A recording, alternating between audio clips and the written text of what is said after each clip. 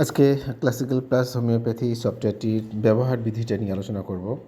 এর আগের ভিডিওতে আমরা দেখেছি যে কিভাবে লগ ইন করতে হয়। লগ ইন করার পর এটি লগ ইন পেজ এভাবে মোবাইলে দেখাবে স্ক্রিনটি। এখানে উপরের অংশটা আমি আগেই বলেছি যে ডানে বামে যে কোনো এক জায়গায় হালকা করে টাচ করে ডানে বা বামে সরালে এটি ডানে বামে যাবে। তো এবারে যে কাজটি করতে হবে, এখানে সিমটম রেপার্টরি লেখাটি এই যে সার্চ বাটনটির নিচে যেটি আছে এটি বাই ডিফল্ট থাকে, অর্থাৎ আপনি অন করলেই সফটওয়্যারটি লগ ইন করলেই এটি থাকবে, অটোমেটিক্যালি থাকবে। এখন এর মানে হচ্ছে এখানে ক্যান্ট সিনথেসিস রেপার্টরি দুইটি একসাথে যোগ করা আছে। এছাড়াও এই দুটিতে যে রুব্রিক্সগুলো নেই এগুলো আমরা বিভিন্ন রেপার্টরি থেকে যোগ করেছি। যাই হোক, আমরা এটা অ্যাক্টিভ থাকা মানে ধরে নিতে হবে এখানে আমরা যা সার্চ করব সেটা রেপার্টরি থেকে সার্চ করবে। তো এবারে এই সার্চ লেখাটির উপর আস্তে করে টাচ করব। সার্চ, এই যে সার্চ লেখা জায়গাটি আছে এখানে টাচ করব। সার্চ লেখা জায়গাটিতে টাচ করলাম। আস্তে করে টাচ করার পরে এরকম একটি কিবোর্ড আসবে।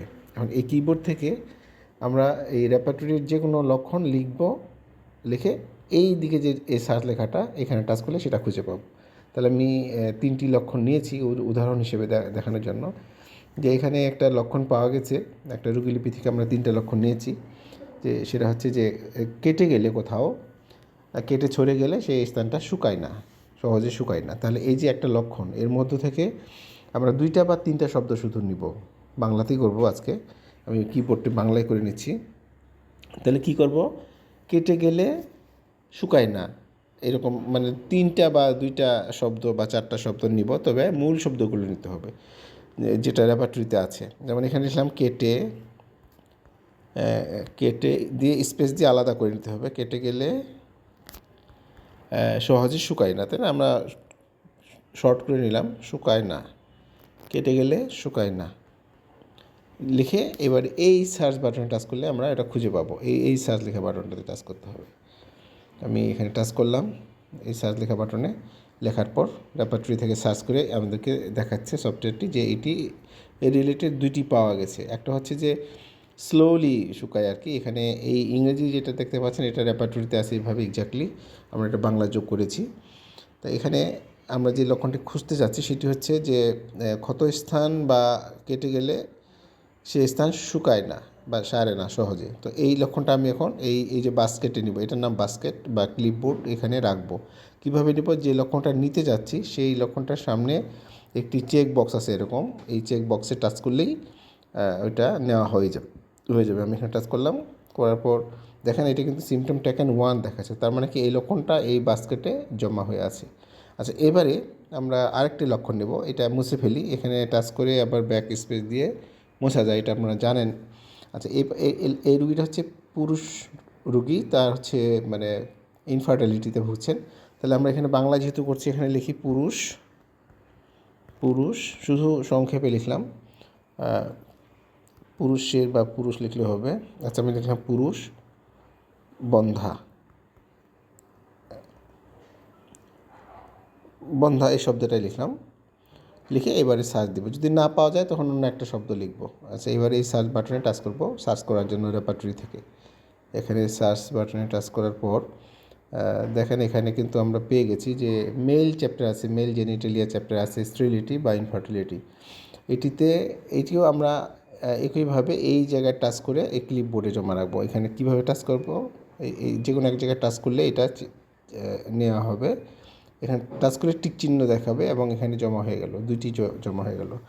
আচ্ছা, এবারে আবারও আগের মতো এখানটা এটা মুছে ফেলবো, এই আগের লেখাটা মুছে ফেলবো। এবারে আরেকটা লক্ষণ নেব, সেটা কি ত্বক, তার এমনি হাত পায়ের চামড়া ফেটে যায়, ফাটা। তাহলে আমরা এখানে লিখি যে চামড়া, আচ্ছা লিখি হাতের চামড়া ফাটা, কয়েকটা শব্দ লিখলাম শুধু, ফাটা। লেখার পর এই জায়গায় টাচ করতে হবে, সার্চের জায়গায় টাচ করতে হবে। আমি একটি কথা আবারও বলি যে এখানে বেশি কথা লেখা যাবে না। যে লক্ষণটা খুঁজতে যাচ্ছি সেটির কয়েকটি শব্দ মাত্র লিখব। লিখে এই সার্চ বাটনে টাচ করতে হবে। এখানে টাচ করলাম, করার পর এটি আমরা পেয়ে গেছি যে এক্সট্রিমিটি চ্যাপ্টার আছে ক্র্যাকড স্কিন। তো এখানে টিক চিহ্ন দিব, আবারও টিক চিহ্ন দিয়ে এটা আমরা বাস্কেটে জমা রাখবো। এখানে টিক চিহ্ন দিলাম, টিক চিহ্ন দিয়ে মানে টাচ করলে টিক চিহ্ন হয়ে যাবে। মোবাইলে যেহেতু করছি, এই যে তিনটি জমা হয়ে গেল। তাহলে এই যে 3টি লক্ষণ নেওয়া হলো, এখন এই 3টি লক্ষণ কোন কোন ওষুধে আছে তার একটা রেজাল্ট আমরা দেখতে পাবো এই জায়গায় টাচ করলে। সিমটম টেকেন 3 যে 3 লেখাটি, এই ঠিক লেখাটির উপর টাচ করতে হবে। এই ক্রস চিহ্নটাতে কিন্তু টাচ করা যাবে না, লাল ক্রস চিহ্নটাতে টাচ করা যাবে না, কেননা এখানে টাচ করলে এগুলো আবার ডিলিট হয়ে যাবে। তাহলে কী করবো আমরা রেজাল্ট দেখার জন্য সিমটম টেকেন 3 যে লেখাটি আছে এইটির পরে টাচ করতে হবে এই 3টি লক্ষণে কী কী ওষুধ আছে তা দেখার জন্য, বা একটা রেজাল্ট দেখার জন্য, বা রেপার্টোরাইজেশন করার জন্য। তো এখানে আমরা টাচ করলাম সিমটম টেকেন 3 করার পরে এখন দেখেন এইবারে আমরা আঙুলটি এই যে সাদা জায়গায় রাখবো নিচে, এটা রেজাল্ট দেখার জন্য। তো এটা বামে সরাবো, আঙুলটা রেখে বামে একটু সরালে পুরোটা এদিকে সরে আসবে, ডানে যাওয়া যাবে, বামে যাওয়া যাবে। এখন দেখা যাচ্ছে যে এই যে 3টি লক্ষণ নিয়েছিলাম আমরা, 3টি লক্ষণ প্রথম যে লাইনটা গ্রিন কালি দিয়ে লেখা, এটা হচ্ছে যেমন এক্স রে নিচে 3 আছে, এটা মানে যে এই এক্স রে ওষুধটাতে এই 3টা লক্ষণ যে নিয়েছি এই 3টার মধ্যে 3টাই মিলেছে। আর কোনিয়ামের নিচে 2 আছে, 2 মানে কি এই লক্ষণ আমরা 3টার মধ্যে 2টা লক্ষণ মিলেছে কোনিয়ামে, 2টা কার্সিনোসিন, 2টা ফসফরিক অ্যাসিড, 2টা সালফার, একটা ক্যালেন্ডুলা, একটা এইভাবে দেখাচ্ছে ক্রমান্বয়ে। তাহলে এই লাইনটা হচ্ছে কয়টা লক্ষণ মিলল তার একটা পরিসংখ্যান। আর পিঙ্ক কালারের যে লাইনটা, পরের লাইনটা, এখানে দেখাচ্ছে এই 8 লেখা আছে। 8 মানে এই যে 3টা লিখে মিলেছে এক্স রে এই 3টা লক্ষণের মধ্যে এই গ্রেডিংগুলোর যোগফল। আমরা জানি যে সুপার গ্রেডের মান 4, যেটা সবচেয়ে বেশি দাম, আর 3 হচ্ছে ফার্স্ট গ্রেডের মান, আর 2 হচ্ছে সেকেন্ড গ্রেড, 1 হচ্ছে থার্ড গ্রেড। তাহলে এখানে এই এক্সরেতে এই 2টি লক্ষণ মিলেছে ফার্স্ট গ্রেডে, তাহলে 3 আর 3 6, আর একটা মিলেছে 2 সেকেন্ড গ্রেডে, সেকেন্ড গ্রেড মানে 2, তাহলে 6 আর 2 8। কোনিয়ামের একটা সেকেন্ড গ্রেড, একটা থার্ড গ্রেড, তাহলে 2 আর 1 3, এইভাবে যোগ করে এটা পরের লাইনটা দেখানো হয়েছে।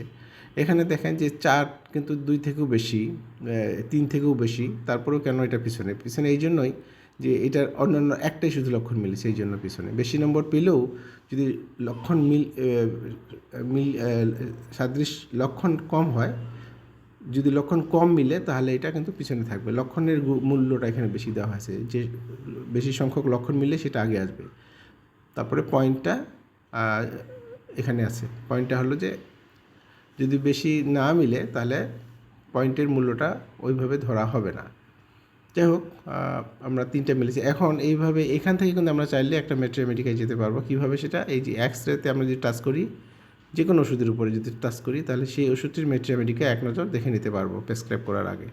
তাহলে এখানে টাচ করলাম এক্স রে লেখাটির উপর, করার পরে এরকম একটি ড্রপডাউন মেনু আসবে। এখানে এবারে প্রথমটি 1 নম্বরটি জিস্ট অফ এক্স রে, অর্থাৎ এই এক্স রে যে একটা কি নোটস, এখানে টাচ করলে দেখা যাবে। আমি টাচ করেছি, করার পর দেখতে পাচ্ছি যে এক্স রে ওষুধটির একটা এখানে কি নোটস দেওয়া আছে, খুব সহজেই এক নজর আমরা দেখে নিতে পারি। এটার একটা রেফারেন্সও দেওয়া আছে যে এই যে কি নোটসটা আমরা নিয়েছি কোন কোন বই থেকে নিয়েছি, আবার ইংরেজিতেও দেওয়া আছে কিছু কিছু ওষুধের।